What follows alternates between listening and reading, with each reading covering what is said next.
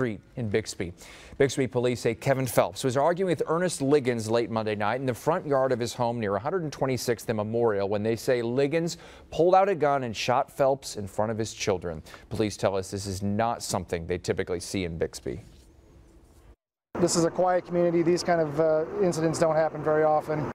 Liggins is in the Tulsa County Jail for the shooting. They say they don't know how the men knew each other or what the argument was over.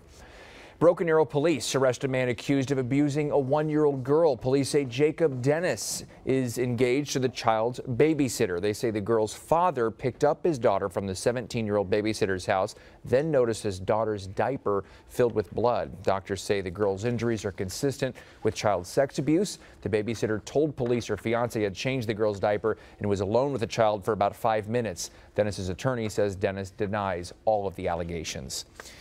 The Grand River Dam Authority is expanding their advisory area after tests confirmed the presence of blue-green algae at Grand Lake. The new area is just south of Highway 85A bridge over Horse Creek and extends near the shoreline of Grand Lake State Park at Bernice.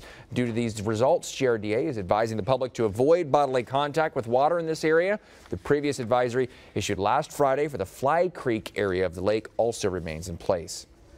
Of course, it's hot out there now, so if you have a pool or anything you can jump into, I'd recommend it, folks. That's what folks on Facebook are telling me now. That's what they want to get in that pool. Well, put on that sunscreen before you do so. With the UV index today, there's going to be a lot of sunshine.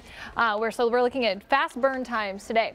Now I want to talk about the lakes because this is going to be a popular lake weekend. So here's your forecast. Be very, very careful out on the lakes. There's a chance for showers and storms in the forecast. That's Radar, our weather dog, enjoying some lake time. Friday, it's a 40% chance. Now it's rain and storms, and it's mostly going to be late in the afternoon, evening hours.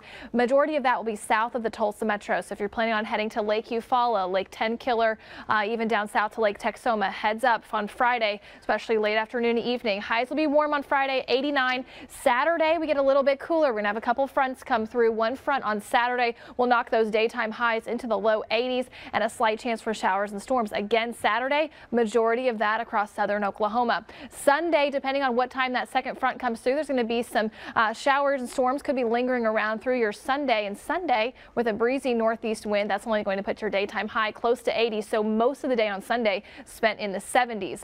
Heat index right now across the Tulsa Metro, we are in the low 90s at this point. 91 at News on 6, feels like 93 over in Broken Arrow. Warm up as we get into Thursday, in terms of the heat index, but it gets a lot better getting into the weekend. We'll talk about heat indices. We'll talk about rain chances coming up in a few minutes. Okay, thank you, Stacia. Well, an art project is shedding more light on the need for change in North Tulsa. From economic development to education improvement, city leaders met at the Living Arts Gallery to talk about those needed changes.